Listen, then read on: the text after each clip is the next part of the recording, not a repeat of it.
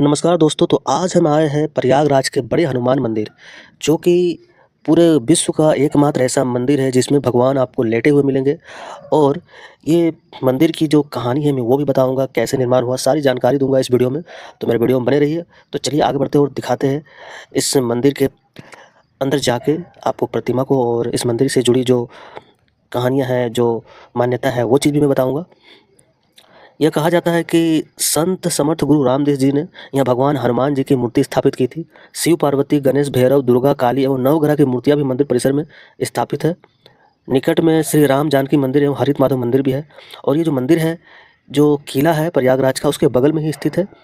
माना जाता है कि हनुमान जी की ये विचित्र प्रतिमा दक्षिणाभिमुखी और 20 फीट लंबी है, और धरातल से कम 6 से 7 फीट नीचे है। संगम नगरी में इन्हें बड़े हनुमान जी, किले वाले हनुमान जी, लेटे हनुमान जी और बांध वाले हनुमान जी के नाम से भी जाना जाता है। इस प्रतिमा के बारे में ऐसा माना जाता है कि इनके बाएं पैर के नीचे कामदा देवी, दाएं पैर के नीचे अहिरावण दबा है। और बहुत सारे आपको बुक में आपको पढ़ने के अहिरावण के बारे में मिलेगा। जब अहिरावण राम भगवान और लक्ष्मण जी को पाताल लोक ले जाते हैं, तो भगवान बजरंगबली जो है वो पाताल लोक जाते हैं उनको लेने। और उनको जब लेकर आते हैं तो उनको विश्राम करने का मन होता है, तो इसी जगह पे विश्राम करते हैं। और बहुत सारे आपको किताब में और भी कुछ इसकी जो कथाएं हैं वो मिलेगी, जो मैं आपको आगे बताऊंगा। तो दोस्तों, इस प्रतिमा के बारे में ऐसा माना जाता है कि यहाँ जो भी आके अपने आप मन्नतें या जो भी मांगते हैं वो पूरी होती है। बजरंगबली यहाँ आने वाले सभी भक्तों की मनोकामनाएं पूर्ण करते हैं। यहाँ के बारे में ऐसा कहा जाता है कि लंका पर जीत हासिल करने के बाद जब हनुमान जी लौट रहे थे, ये दूसरी कथा है, मैं आपको बता रहा हूँ। जब हनुमान जी लंका पे जीत करके लौट रहे थे, तो रास्ते में उन्हें थकान महसूस होने लगी। तो सीता माता के कहने पर वो यहाँ संगम के तट पर लेट गए थे। इसी के ध्यान में रखते हुए यह लेटे हुए हनुमान जी मंदिर बन गया।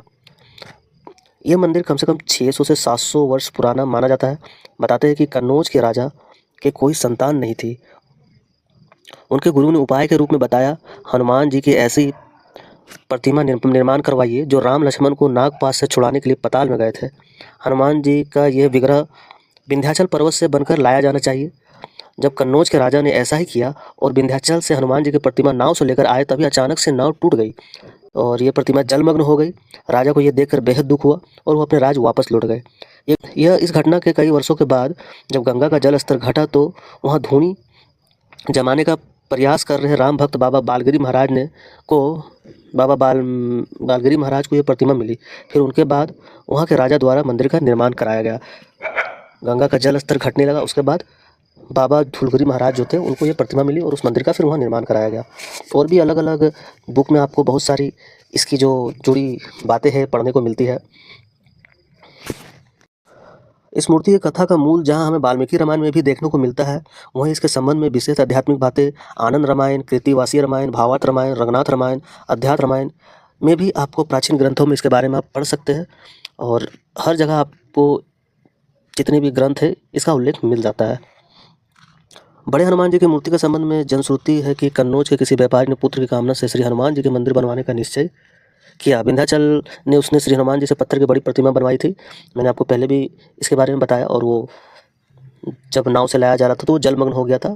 धीरे धीरे कई वर्षों के बाद जब गंगा का जल स्तर नीचे हुआ, तब ये प्रतिमा का पता चला, फिर वहाँ मंदिर का निर्माण कराया गया। ये काफ़ी विशाल मूर्ति थी और विशाल मूर्ति का जो दबा हुआ था उसको बाद में खोद कर निकाला गया और धीरे धीरे इसकी नियमित पूजा होने लगी। इसी प्रकार 15वीं शताब्दी में बंगाल के कवि कृतिवास ओझा द्वारा रचित कृतिवास रामायण में 2 राक्षसों के बजाय एक ही राक्षस अहिरावण का उल्लेख हुआ है। अहिरावण के बारे में मैंने आपको पहले ही बता दिया कि जब अहिरावण रावण के कहने पे भगवान राम भगवान लक्ष्मण भगवान को पाताल लोक ले गए थे, तो बजरंगबली उनको वहाँ लेने गए थे। और वहाँ से लेते वक्त जब यहाँ आए तो यहाँ बजरंगबली ने विश्राम किया था। और दूसरी कहानी मैंने आपको पहले ही बता दिया कि लंका विजय करके जब आ रहे थे तो माँ सीता ने यहाँ विश्राम करने को बजरंगबली को कही थी। तो 2 कथाएं हैं दोस्तों। और मैं आपको बता दूं कि जो क्षेत्र है, अगर मानसून में आप आते हैं बरसात के टाइम, तो भगवान को स्वयं माँ गंगा स्नान कराती। पूरा जो क्षेत्र है सामने सारा डूब जाता है। माँ गंगा के जो नदी के जो पानी है उससे डूब जाती है पूरी क्षेत्र। और कहा जाता है कि इस समय भगवान जी श्री बजरंगबली जी का स्नान होता है माँ गंगा के द्वारा।